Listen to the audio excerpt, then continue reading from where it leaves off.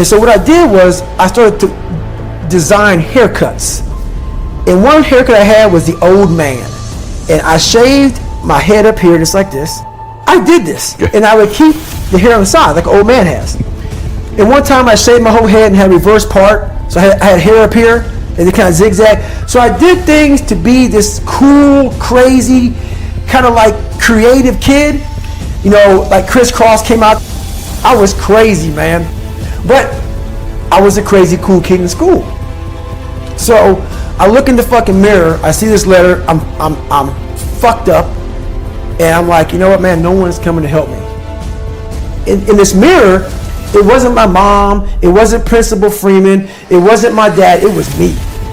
Because wasn't nobody coming back to fucking help David Goggins. That was my mindset now. And so with my non-spelling ass, I started getting these sticky notes and writing, you're fucked up. And my mom wakes up like, what is wrong with you? I go, man, I have to change because I can't stay here. I can't. I looked at myself in the mirror and I was defeated. I go, look at myself. I'm like, who am I? So I'm defeated in this mirror. And I'm like, okay, I'm changing. I said, Mom, can we please get a tutor? So we can only afford $15 a week for a tutor. So I had 4 hours a month. Okay. 4 hours a month. I had a 4th grade reading level, man. 4 hours a month for 6 months. That's all I had. So this tutor did one thing for me, very big. But basically, she saw that I was slow, very slow, and couldn't retain shit. And I think she was joking. She says, you're gonna have to write down everything 1,000 times for you to remember this. I took it as okay, roger that. So I literally went to the store and I bought these spiral notebooks. And I started literally writing down, let's say it's a math equation, the same fucking math equation over and over and over and over again. When it came to a paragraph comprehension, I couldn't read the fucking paragraph and then remember it. So we had like, I think 25 or 30 paragraph comprehension things. I had to write down the whole fucking thing, like a whole paragraph, and you don't have much time to take the fucking test. But that's how I learned. So how I learned the Navy Dive Man, it was like 1,000 pages, Navy Dive Man. I got it a year in advance and wrote the book out probably 14 times. Like the Boyle's Law, Charles Law, Gay-Lussac's Law, Dalton's Law, all these laws, but over and over, the whole manual. So it's not like, so now I've done it so many times I can go back in my mind and say, okay, page 71 was Boyle's Law. And I'm looking at it right now, and I remember writing it down so many times that it takes me and say, okay, I got it. And I can write it down almost verbatim so that's how I learned even to today. But the work ethic, people think I became this guy from running. No, I became this guy from fucking studying. I had to study for hours. What might take you an hour to learn, take me 2 days. So that's where, at the table, and my best friend Johnny remembers me like, God, you just changed. Something happened. I got obsessed. I gotta figure this out, man. I'm not going anywhere. I'm starting to lie. So when you have a messed up foundation, I started lying about everything. I wanted people to like me. I wanted to be accepted in some society of life, some social society. And I was like, man, this isn't the right way. I messed up here, I messed up here, I messed up everywhere. And so I realized the worst thing that happened to me is I lost myself. I never had myself. I never found myself. I had no self-esteem. So I knew through working out and through learning, because it took a lot for me to learn also, I started finding self-esteem. Once I found that, that's when doors started opening up. I stopped caring about people, that what they thought, being judged. Wow, if I say this, if I started right now, are you gonna make fun of me? I stopped caring about that. And that's when my life started really changing for me, slowly but surely. I say, my God, like, no, don't look at it like, I didn't care about losing weight. I didn't care about being the fastest person. I wasn't making the Olympics. I wasn't going to pros. I could barely read and write when I was in a junior in high school. I wasn't going anywhere. I saw working out as a way for me to build calluses on my mind. I had to callous over the victim's mentality. So I watched these movies. I talked about Rocky last time I was on here. I always equated training to mental toughening. Like, it always looked brutal. People waking up early and doing all these things, and it looked horrible. I was like, wow, man, I gotta start doing that. not to get better, bigger, and stronger, but that is what's going to build me. That looks uncomfortable. That looks brutal. And getting up early, I don't want to do that. Some of this long list of things I don't want to do. And through that, I found myself. I started, I'm like, you guys aren't doing this shit in high school. You guys aren't getting up at 5 o'clock in the morning, running over here in this golf course. So I started seeing myself very differently than the average human being. I was like, hold on a second. I have something they don't have. And that's when I started to develop these things through working out.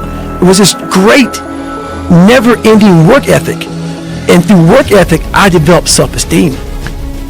It's through discipline, through self-discipline, through repetition, through tons of repetition of the same thing that you don't want to do. And that's the key thing. Through repetition of things you don't want to do, you develop mental, like an armor for your mind. You start to armor your mind, because your mind's like, okay, we suffer every day. That's what we do. We do stuff that sucks every day, and that's how I started coming up. I just started being very uncomfortable, and now it's like just a way of life. Look, dude, I believe that everybody has a gift. Every single human out there listening right now, you have a gift. The thing that you have working against you is you have all these other people now, right? 30 years ago, 20 years ago, we didn't have Instagram. We couldn't watch people and emulate them. We sort of had to learn our own little craft as we went, all right? But now we get to see what everybody's doing. And our tendency as humans is to emulate the style or the personality or the way that someone speaks or the way they do their content and all these different things. But here's the thing that you don't understand, is that by doing this, you are actually keeping yourself from becoming great. Because the most that you could ever be when you do these things is a watered down, lesser version of what someone else is doing, all right? And how do you know that your own style and your own way of doing things that you would develop little by little by little if you would just take little risks, is it going to be greater than all of those things that you watch, okay? You cannot be great being a lesser version of what already exists. You can only be great when you execute against your own potential and do your own development. And that means getting up there and looking like a clown. And it means taking little bitty steps forward every single opportunity you get. No one comes out and is just great at business or great at athletics or great at science or great at speaking. It doesn't fucking happen, man. The first speech I ever gave, I remember it, dude. There were 6 fucking people there. All right? And I had a piece of paper, and I'm reading the notes, and I was shaking. I was freaking the fuck out. There's 6 people. 6! That's where I started, man. So, this isn't a gift. It only seems like a gift because I worked so hard and so long to develop it. And you guys have to do the same thing if you want to be great. If you want to be good and you want to be effective and you want to be, not great, you just want to be good, then yeah, dude, take someone else's style. Emulate everything they do. Clearly it might work. But if you want to be great, if you want to be one of the best that's ever fucking lived at what you do, you have to understand that it's about developing our own skills. It's about developing our own style. It's about developing our own swagger. It's about developing our own selves. And we don't do that when we constantly look at other people and admire them or look at them for an example or steal their shit like so popular out there these days. So if you want to be great, guys, you have to put in the work. You have to put in the talent. It's not that everybody doesn't have the potential. Everybody has the potential. It's just they're not developing it because there's too much distraction out that we didn't have 20 years ago. So when I'm coming up, dude, I don't have people to look at. We didn't have the internet. We didn't have social media. We didn't have all these things. We had books. And if I wanted to learn how to speak or learn how to do anything, guess what I had to do? I had to go fucking do it and suck in front of everybody. And we've lost that in society now. Everybody wants to be a lesser version of something else. And guys, I'm telling you, you can't win long term doing that. My whole life, I mean, I don't know if people believe in God or what. I don't care what you believe in. There's been this unrelenting voice in my head. We all have this voice. It's the right or wrong voice. And a lot of times that voice guides us into comfort. And my voice guided me into comfort a lot. But I have this other voice I heard my whole life.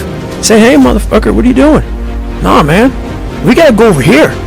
We gotta go over here to that rock pile over in the fucking corner where nobody's at. That's where victory's at.